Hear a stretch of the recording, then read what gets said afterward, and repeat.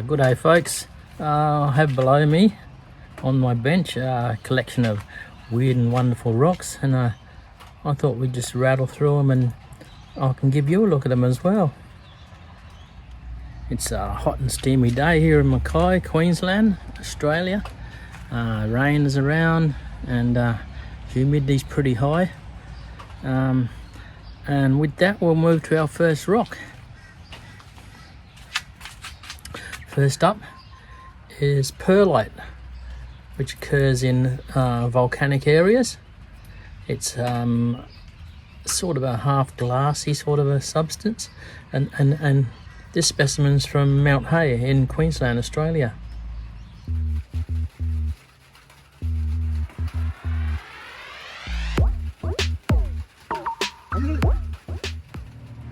Next up, we have if I get the focus there, a leaf fossil, leaf plate. It's from Dunedoo in where's that? Queensland in Australia, the southern part of Queensland. Hard to get my focus on that one. If I can turn it over. Yeah, I think I'm gonna have to adjust my white balance before we move on to the next one.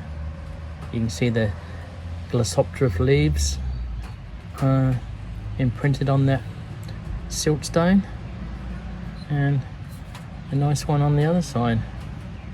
They're from the Permian period, about 250 million years ago, and they were the dominant tree across Gondwana, which is a series of continents that were joined together in that era.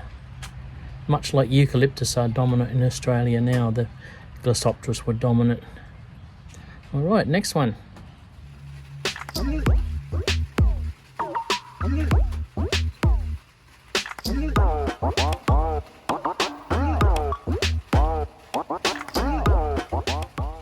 Did I mention it was hot and steamy? I think I did. Next up on the list is this meteorite fragment.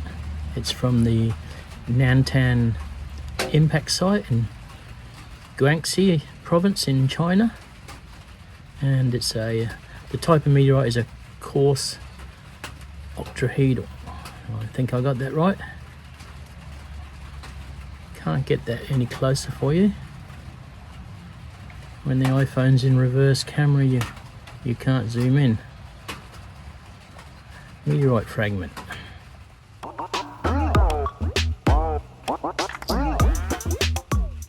Next up is this little nodule of geothite from Morocco. Very heavy for its size, very weighty, as you might have guessed from the colour and texture. It's heavy looking and heavy, feels heavy.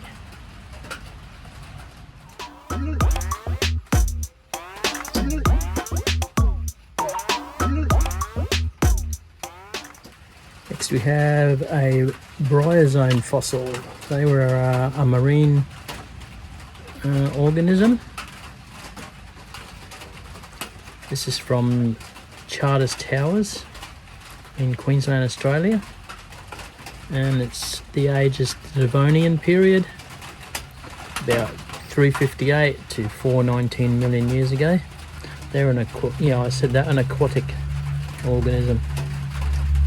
This one's a fossil of a bryozoans come in various forms, and this one's a fossil of a colony of very small bryozoans.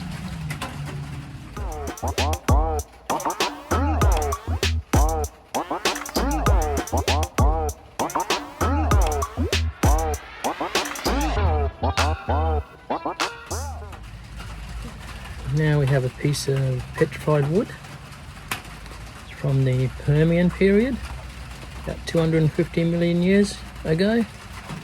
This one's polished, and I dare say it's Glossopteris species, but I have no hard evidence.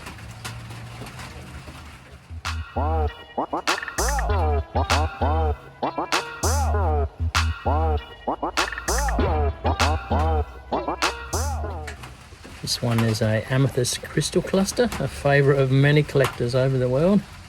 And this little piece is on basalt. The crystals formed on top of basalt.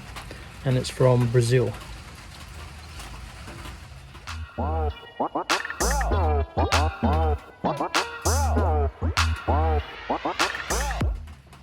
Having some trouble getting the focus right. Might step out into the light rain a bit and see if it improves it. Our next one is a fossil of a brachiopod. This particular type of brachiopod is a spirifer, and this is the internal mold of the organism, what would be inside the shell. And this is in mudstone, replaced by mudstone, and comes from Homevale in Queensland, Australia. This one is Permian period in age, 251 to 298 million years ago. You can see where my finger is there is the little foot that used to anchor the organism to the sea floor, and there it would stand there and filter feed on passing debris.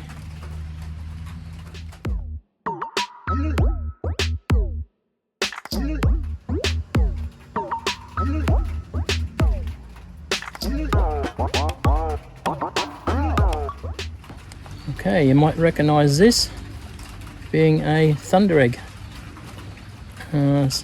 This particular one is still joined to the base rock, the rock being rhyolite, and this is from a place called Agate Creek in Queensland, Australia. Often these are prized for their colourful internal parts. If you cut these in half or in slices, it's quite often a nicely coloured centre in the middle. Lapidary artists make pendants and cabicons and just polish halves and all kinds of things.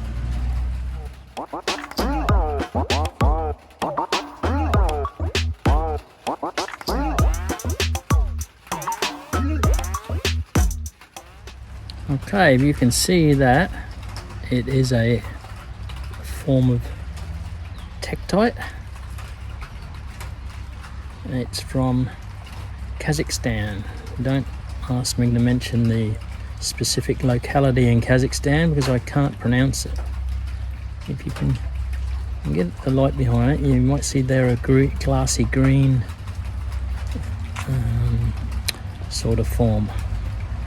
These occur when meteorites impact the Earth, and the heat and pressure of the impact causes the surrounding terrestrial rocks and sand and earth to melt and get flung to the edge of space almost, and they're sometimes in the thousands of particles, and then they land over an area that they call the lost for words now.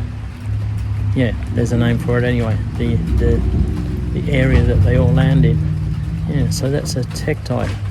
This particular form is known as an ergozite, being from Kazakhstan.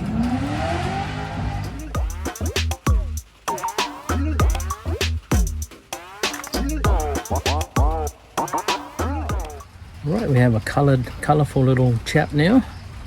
A piece of thulite. I don't know much about this stuff. This is from Norway,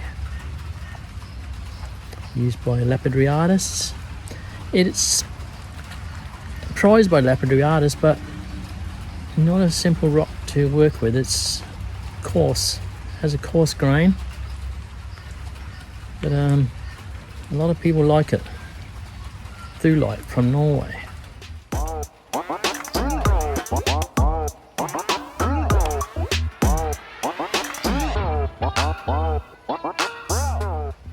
Next up we have a fragment of citrine from Morocco. If I can get this blue sky behind it, you can see that's quite transparent.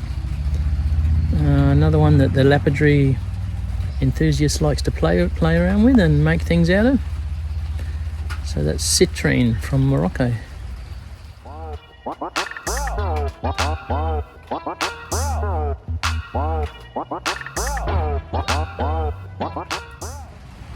And last on our little video is what they call a fulgurite. These are sand and organic materials welded together or melted together by lightning strikes. And this is from northwest Africa. They're found in the Saharan region. And it's a fulgurite. They're often, this one isn't hollow, but often they are hollow through the center. Interesting specimen.